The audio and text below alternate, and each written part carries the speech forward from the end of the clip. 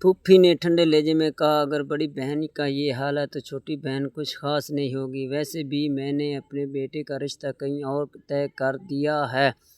جلدی ہی اس کی منگنی ہو جائے گی۔ اس کے سسرال والے اسے دبئی بھیج دیں گے۔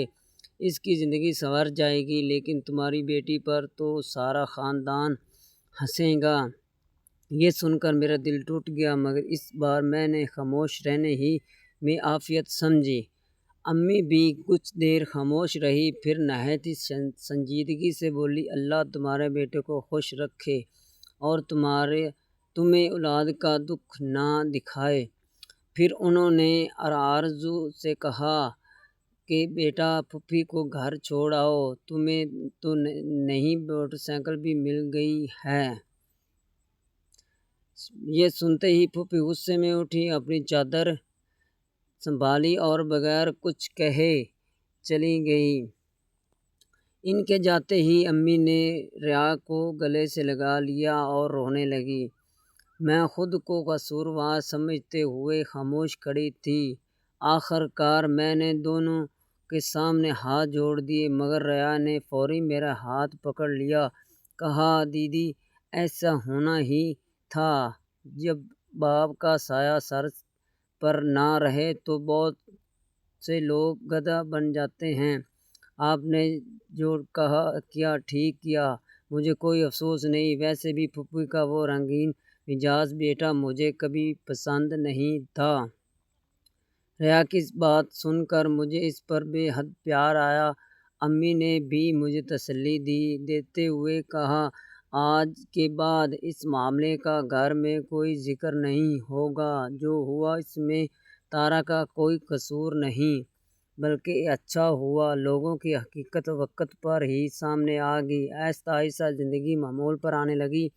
ہم نے رشتہ داروں سے میل جول کم کر دیا اور وہ بھی ہمارے گھر آنا چھوڑ گئے۔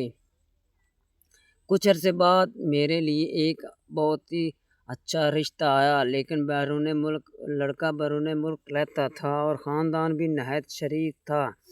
امی کو یہ رشتہ بہت پسند آیا، چنانچہ ہماری منگنی ہو گئی۔ منگنی کے بعد لڑکے نے چند بار مجھ سے بات کرنے کی کوشش کی، مگر میں نے انکار کر دیا۔ میں نے کہا، شادی سے پہلے بات کرنا مناسب نہیں ہے۔ امی بہت خوش تھیں۔ وہ اکثر فخر سے کہتی، دیکھا میری بیٹی کے لیے کیسا اچھا رشتہ آیا۔ جو لوگ ہمیں طعنے دیتے تھے، اب دیکھیں گے کہ داماد بیرون ملک رہتا ہے اور خاندان بھی بہت اچھا ہے۔ میں مسکرا دیتی، لیکن دل میں ریا کی فکر رہتی۔ جب میں نے امی سے اس کا ذکر کیا تو انہوں نے کہا، پہلے تمہاری شادی ہو جائے، پھر دیکھنا ریا کے لیے بہترین رشتہ آئے گا۔ میرے بھائی آروک نے بھی اعلان کر دیا، جب تک اس کی بہنوں کی شادی نہیں ہو جاتی وہ خود شادی نہیں کرے گا۔ امی اس بات پر بہت خوش ہوئی اور مسکرا دیا۔ چونکہ میرا منگیتر بیرون ملک تھا، اس لیے شادی کے لیے زیادہ تر تیاریاں اس کی والدین اور بہن رخسانہ نے سنبھال لیں۔ منگنی میں سونے کے زیورات بھی دیے گئے۔ 3 ماہ بعد شادی کی تاریخ مقرر ہوئی۔ شادی کی تیاریاں خوشی مکمل ہو گئیں۔ امی مجھے بار بار اپنے پاس بٹھاتی، ماتھا چومتی اور سسرال میں رہنے کے آداب سکھاتی۔ وہ کہتی، بیٹا، سسرال میں ہر قدم سوچ سمجھ کر اٹھانا پڑتا ہے۔ آخر وہ دن بھی آ گیا جب مجھے اپنے گھر سے رخصت ہونا تھا۔ میری ساس اور نند رخسانہ نے جہیز لینے سے صاف انکار کر دیا اور کہا، ان کے لیے گھر میں ہر چیز موجود ہے۔ پھر بھی آروا نے اپنی حیثیت کے مطابق میرے لیے بہت کچھ کیا۔ رخصتی کے وقت میرا دل بھی بھر آیا۔ بچپن کی ہر یادیں آنکھوں کے سامنے گھومنے لگیں۔ یہی گھر، یہی حسین، مگر نہ ابو رہے تھے اور نہ وہ بچپن۔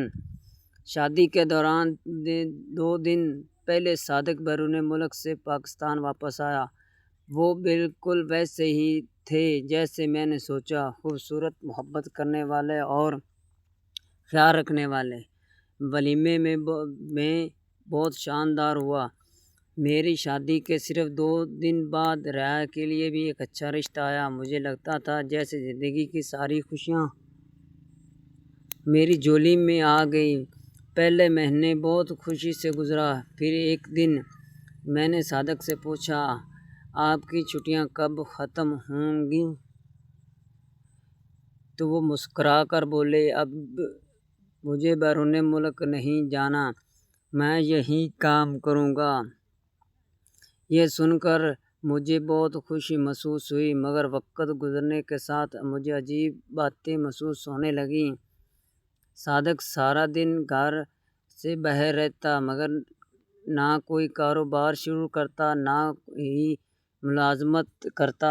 گھر کا سارا خرچہ رخسانہ کی آمدنی سے چلتا۔ ویسے ہی گھر کا سامان لاتی، سب کے اخراجات پورے کرتی اور صادق بھی اس سے پیسے لیتے تھے۔ مجھے یہ سب کچھ بہت برا لگتا تھا، مگر میں خاموش رہی۔ اسی دوران ریا کی بھی منگنی ہو گئی اور پھر شادی ہو گئی۔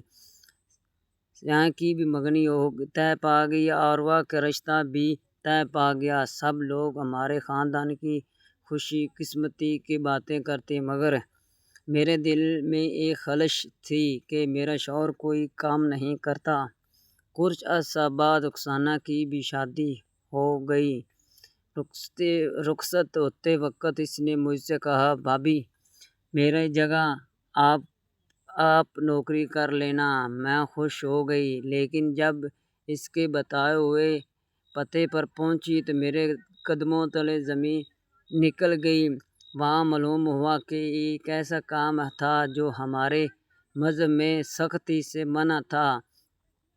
مجھے پتہ چلا کہ رخسانہ کسی دفتر میں ملازمت نہیں کرتی تھی، بلکہ روزانہ برقع پہن کر بھیک مانگنے جاتی تھی۔ وہاں ایک پورا منظم گروہ تھا جو مختلف علاقوں میں لڑکیوں کو بھیک مانگنے بھیجتا تھا۔ میں صدمے کی حالت میں گھر آئی، فوراً رخسانہ کو فون کیا۔ اس نے روتے ہوئے کہا کہ بھابی، جن کے گھروں کے مرد نہیں کماتے، وہاں عورتوں کو کچھ نہ کچھ کرنا پڑتا ہے۔ بھائی کبھی بیرون ملک نہیں گئے تھے، شادی کے لیے یہ جھوٹ بولا گیا۔ میں زیادہ پڑھی لکھی بھی نہیں تھی، اسی لیے یہی کام کرتی رہی۔ میں نے فون بند کر دیا اور صادق سے حقیقت پوچھی تو انہوں نے بے پرواہی سے کہا، تم بھی بھیک مانگ لو، یہاں کون جانتا ہے، میری بہن بھی بھیک مانگا کرتی تھی۔ یہ سن کر میں فوراً اپنے میکے واپس آ گئی، امی سے سب کچھ بتا دیا۔ امی نے نہایت حوصلے سے کہا، ایسے گھر واپس جانے کی کوئی ضرورت نہیں۔ اگر تمہارا شوہر اپنی غلطی سدھار کر آئے تو ٹھیک ہے، ورنہ بیٹی مجھ پر بوجھ نہیں ہے۔ میں 2 ماہ تک میکے میں رہی، پھر صادق آیا۔ انہوں نے اپنی غلطی کی تسلیم کی، معافی مانگی اور وعدہ کیا کہ وہ محنت سے روزی کمائیں گے۔ میری ساس نے بھی اپنی غلطی مان لی، انہوں نے شادی کے لیے جھوٹ بولا تھا۔ میرے بھائی عروہ نے صادق کو اپنے ساتھ کام پر لگا لیا۔ آج میں دوبارہ اپنے سسرال میں ہوں، اگرچہ دیر سے صحیح، مگر میرے شوہر ایمانداری سے محنت کر کے روزی کماتے۔ ان کی آمدن زیادہ نہیں لیکن حلال ہے اور میرے لیے اس سے برکت نہیں۔